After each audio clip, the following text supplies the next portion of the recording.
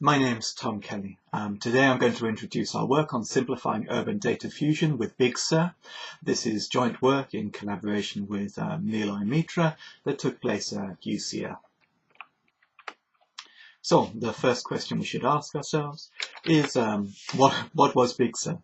This was a project from last year where we created an urban data fusion platform that took photographs, GIS, cartography mapping data and 3D meshes, here shown on the left, and created a clean architectural model from these data sources, here shown on the right.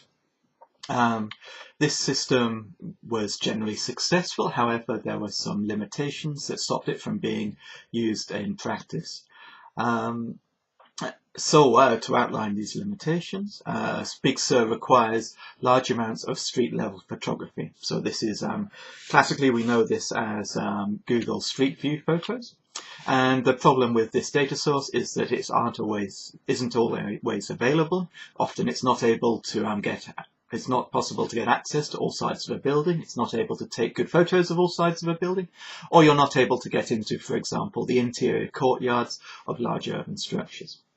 In addition, processing these images required specialized hardware. It required an NVIDIA graphics card with a lot of memories, and there was no guarantee that the features that we would detect with this expensive hardware would line up exactly with the photogrammetric meshes that were reconstructed using different images in a different pipeline. We can see the complicated BigSUR pipeline here on the right, and what we want to do is to remove the image branch at the bottom of this diagram in order to simplify the technique. Finally, BigSUR was very slow. It took up to 15 hours to process each block, and we wish to improve that in this system. Our simplified urban reconstruction pipeline takes only GIS data, here in green, and a 3D mesh, typically from a photogrammetric source. And the goal is to create a clean building mass that is simpler and faster than the existing BigSUR system. Typically, these GIS footprints come from mapping providers, and the 3D meshes come from photogrammetric reconstruction or LiDAR reconstruction or many other sources, but they typically contain a lot of noise. Here we can see noise examples in the model, and we can see that there are often holes and other problems with these meshes. So the goal is to have a robust system that can work with these two data sources. Briefly, we'll divert into geometry and discuss how we will reconstruct our masses.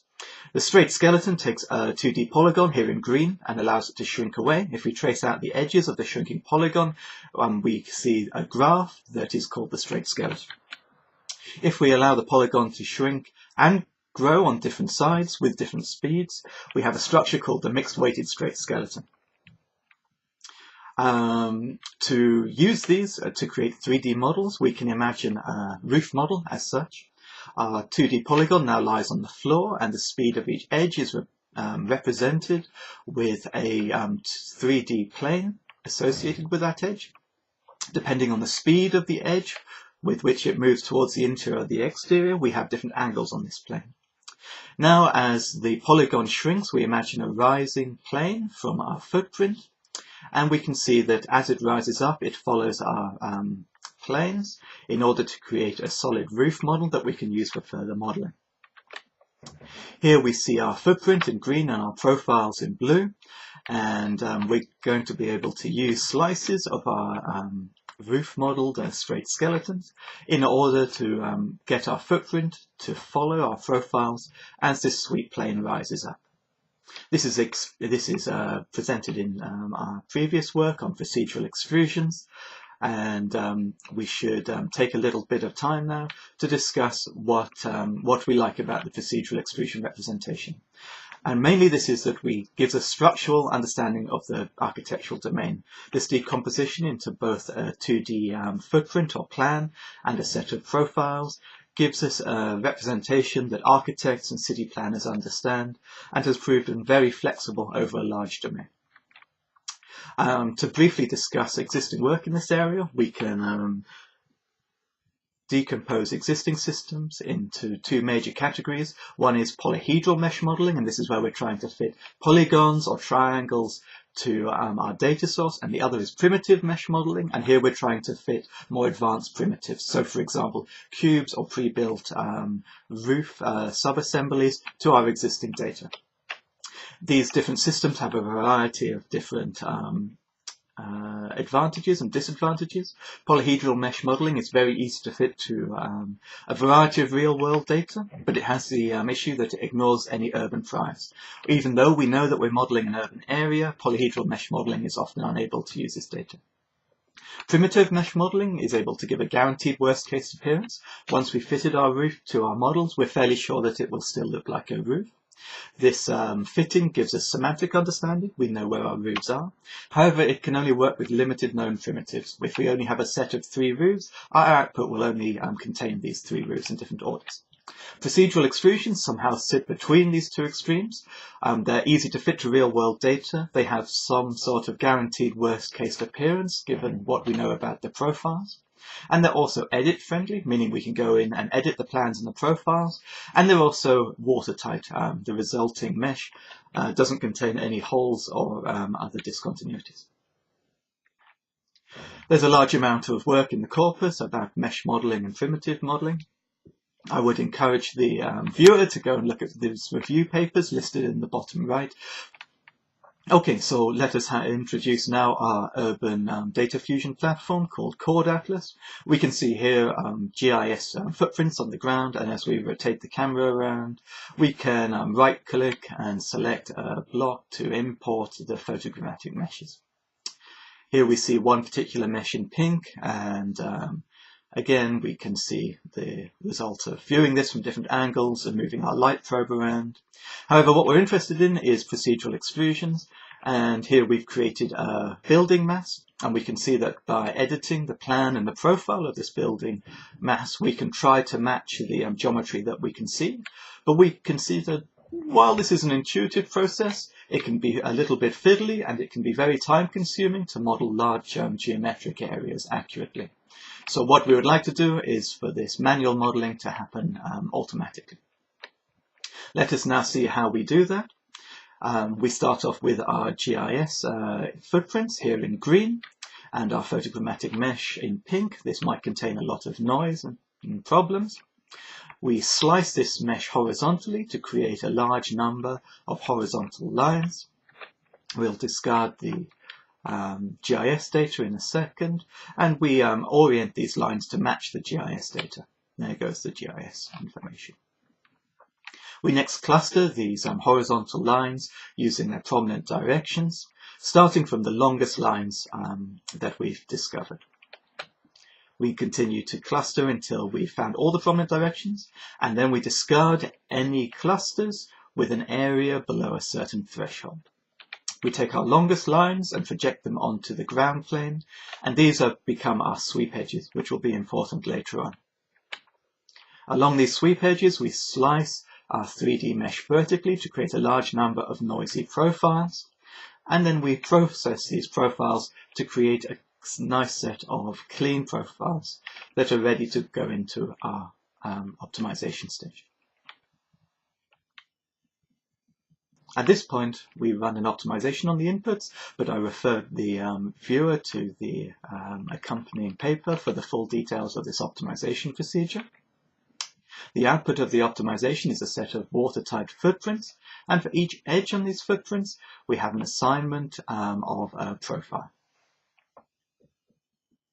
These assignments will allow us to use the procedural extrusion system to create solid mass models. For every footprint, we get a separate mass model. Here we see examples in pink and purple. Let us see how this works on real-world data. Again, we have our input noisy mesh here. We can compute the profiles, and we can see a large number of profiles across the footprint here.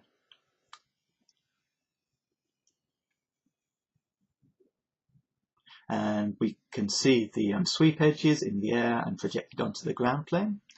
Optimizing these inputs will create our mass model output, which in this case gives us reasonable results. The advantage of using procedural extrusions as an editing tool becomes clear when we proceed to the next step, and we can go in and we can edit the plans and the profiles to tweak any errors that the optimization may have introduced.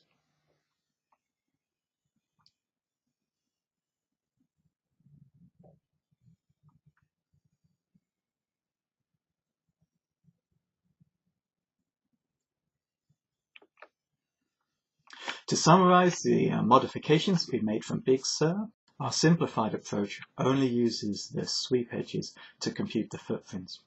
These are guided by the mesh heights and the sweep edge geometry in order to find our closed watertight footprints. We do not use any photographic information anymore, and the profiles are only used and computed after we've identified the footprints in order to speed up the optimization process.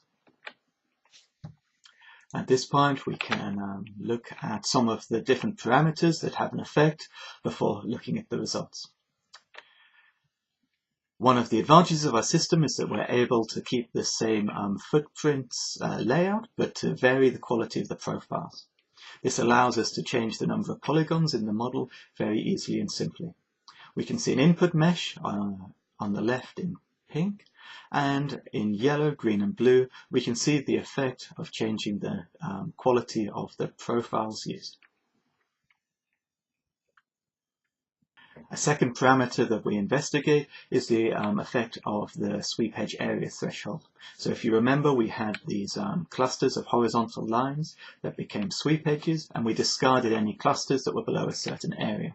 If we set this threshold very high, as in this yellow example, we can see that we lose out some of the detail, but we're able to create again a nice simplified representation of the geometry. Because this set of houses are on a hill, we see that the profile computation has not been good for this, these long stretches of building with this coarse, with this high threshold in the area. However, as the threshold decreases through the green and the blue examples, we can see that we have much higher quality both profiles and number of polygons in the results. However, we can see that with a very low threshold, we begin to see some irregularities caused by the problems in the underlying data. Which sweep edge area threshold to use is very much up to the user, and it depends on the kinds of artifacts that they're prepared to accept in the results. Now let's have a look at some real-world results from 3 different cities, and again we encourage the users to look at more results and details in the accompanying paper. First is New York. This is a block from Lower Manhattan, and we can see the rectangular shapes of the buildings and the rectangular profiles are well represented by parameterization. We can see that away from the edges of the building, where we have good GIS guidance, there are some problems with rectification of the footprints, but otherwise the results are reasonable. We can look at some statistics for this result. We can see that there are 150 sweep edges. The optimization time was 445 seconds. The optimization contained about 20,000 variables, and the mean squared vertical error was 6 meters. The error, the linear error, that's the non-squared error, is shown on the right on this color plot, and we can see that for most areas of the roof, we have very good representation of the geometry. We can see that some areas in the interior, and for example water towers, aren't well captured because of this area parameter that was not set low enough to capture these features on purpose. The next example we look at is from Glasgow. See the input again in pink and the output in blue on the right.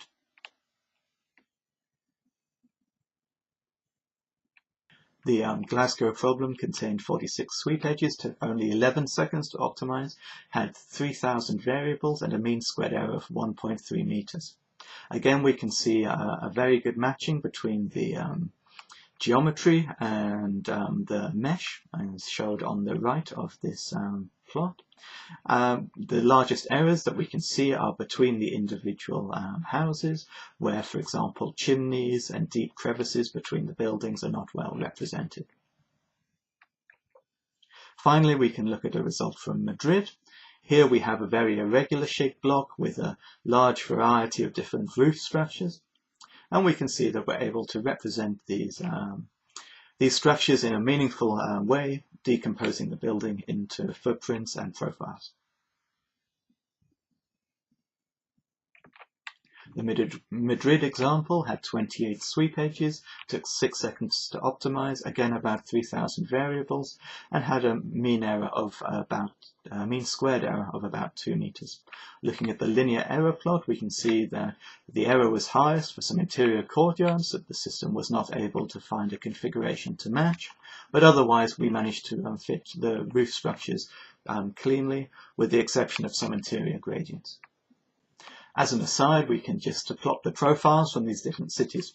And I think this is quite fun that we're able to represent each city's character by a single plot showing the profiles around an entire block of the city. And we can see that in New York, we mainly have rectilinear profiles starting from the street going straight up with no slope on the roof at all. In Glasgow, we have a very regular block with the same slope on every roof, traveling around the perimeter of the footprint. But in Madrid, we have a variety of different roof angles and roof heights, leading to much more interesting geometry. To discuss the limitations of the system, we can say that our integer programming problems can still take up to 20 minutes to run. This is much faster than the many hours that BigSUR took to run. But for smaller blocks, we saw this is instantaneous, normally less than 5 seconds for smaller residential buildings. Another error with the system is when problems are encountered, when we do observe errors, they're at a semantic level. And this means that we can either be missing an entire substructure, as we saw in the New York example, we were missing the water towers, or we might have an entirely wrong gradient over an entire footprint, as we saw in the Madrid example. And again, we have to say that procedural extrusions can only represent geometry that can be decomposed into our plans and profiles nicely.